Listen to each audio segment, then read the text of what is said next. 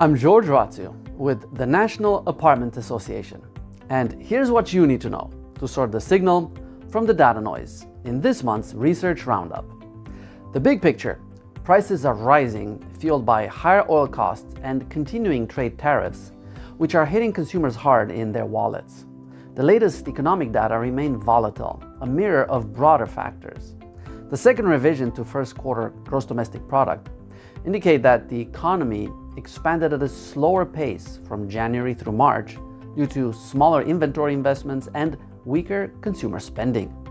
Inflation has been picking up speed, with both the CPI and PCE measures recently showing 3.8% annual jumps. Consumers are paying more with each passing month for gasoline and utilities, food, clothing, healthcare, as well as travel and recreation. At the same time, funding sources for that spending are shrinking. Several measures of wage growth are showing noticeable slowdown. The Atlanta Federal Reserve Bank's wage growth tracker indicates 3.6% yearly growth.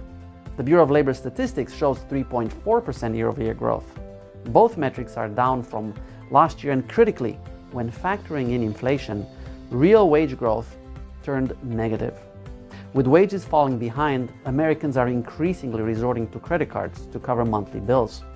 Federal Reserve data showed that credit card borrowing rose at a seasonally adjusted annual rate of 3.8% during the first quarter. The big question is, how much longer can households afford higher prices? For now, the K-shaped pattern remains a dominant feature of the economy and consumer spending. Higher income households remain active, while those on the lower end of the spectrum are cutting back on discretionary spending. On the jobs front, employment remains confined in a narrow range. April saw 115,000 new positions added to payrolls, mostly in healthcare, transportation, warehousing, and retail trade. The numbers bring the total for this year through April to only 304,000 net new jobs.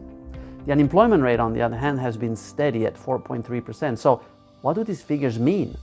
Companies remain reluctant to expand while geopolitical headwinds drive inflation, keeping payrolls steady in a tenuous state of low hire, low fire.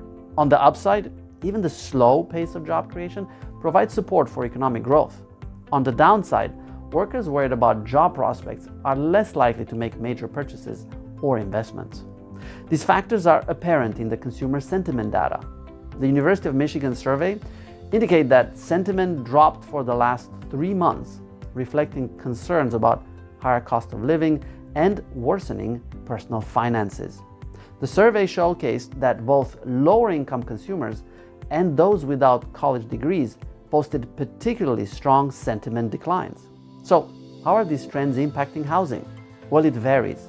Construction spending picked up in April, building on the first quarter's momentum with both private and public sector gains.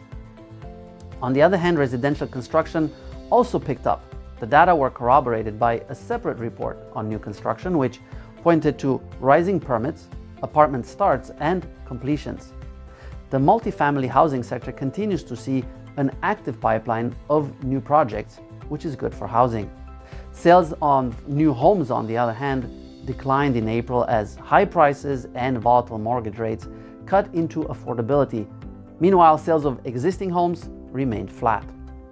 The rental market continues to experience solid demand, sideways moving rents, and higher relative affordability across many markets, especially in Sunbelt region. With that, keep an eye out for new research reports and articles on our website, and follow NAA on social for ongoing updates.